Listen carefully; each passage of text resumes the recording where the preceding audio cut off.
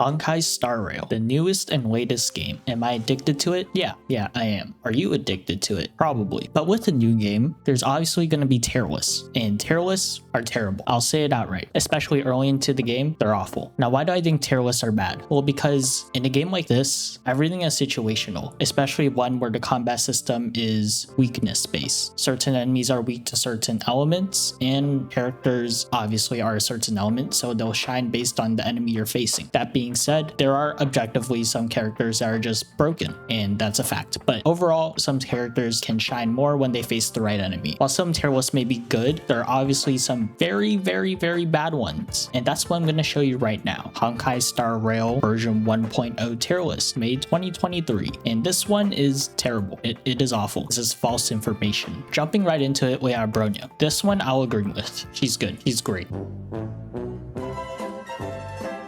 This is where it gets bad. Yanching, 3rd place. Now, Yanching is a good character, very good early game because he gets crit rate automatically. But as you progress through the game and get to like mid and even end game, he's not gonna be that great anymore. Partially because you'll have the relics and stats to make up for that crit rate that you lack in early game. He still does great damage, and he's the only hunt ice character so far, which makes him fulfill a niche that we just don't have any other characters to fill for. But I think long term, as more characters come out, he's not gonna be that great. All this to say, I could be entirely wrong. The game's still only 1 week old, but that's what I think. And if I'm wrong, well, I guess I'm wrong. All right, next we have Bilu. Now, Bilu is one of the only 2 healers in the entire game, so she automatically goes up there just because we need 2 teams later on. You need healers to survive, obviously, or else you'll die. And dying is not fun. Bilu being a healer heals a lot, so that's good. And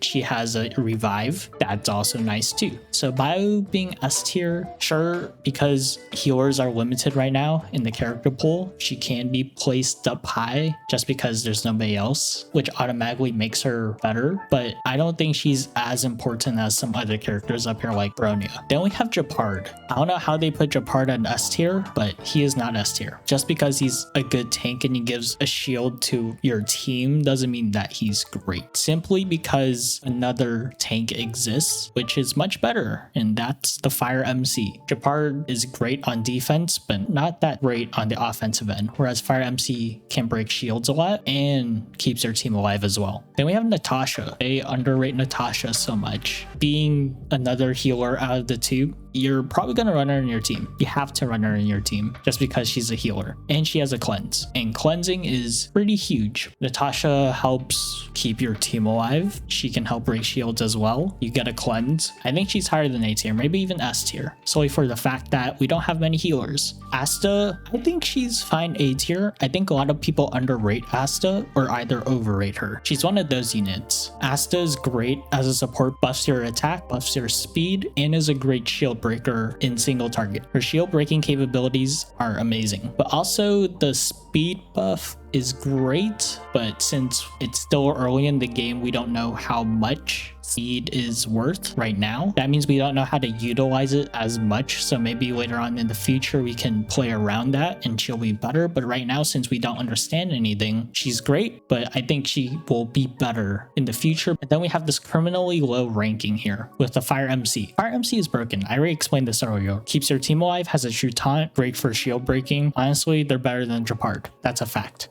Pela here is criminally underrated in B tier. Pela is amazing. The defense shred is great. Removing a buff is also great. Pela is great against boss enemies. Against AoE enemies, maybe not as much, but against boss enemies, for sure, he's great. And then we have Sampo as the last one I want to highlight here. I don't know why they rate him so low. He's like 2nd worst here, but he's a very good shield breaker, wind shield breaker, because his skill hits multiple times, especially in single target. It'll hit that enemy a lot. Even in AoE, he can do fine. And his dot is pretty good. His ult is also pretty good for the dot damage. I don't think he's that bad. I used him to clear World 5 and 4, invested in him in a bit. Great shield breaker. Got a lot of breaks because of him. Just because of the amount of breaks he applies, and then the dot damage adds up. Overall, I just want to say tier lists are awful. Every character can shine in their own way.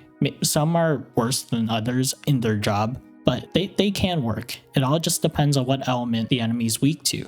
Pretty much just invest in characters that you like. It is a single player game. You can do whatever you want. You're not really going against anybody. But if you're very efficient and you just want to get to endgame content fast, well, do your research and do what works for you the best. That's all I have. Careless suck. Make sure you subscribe, please.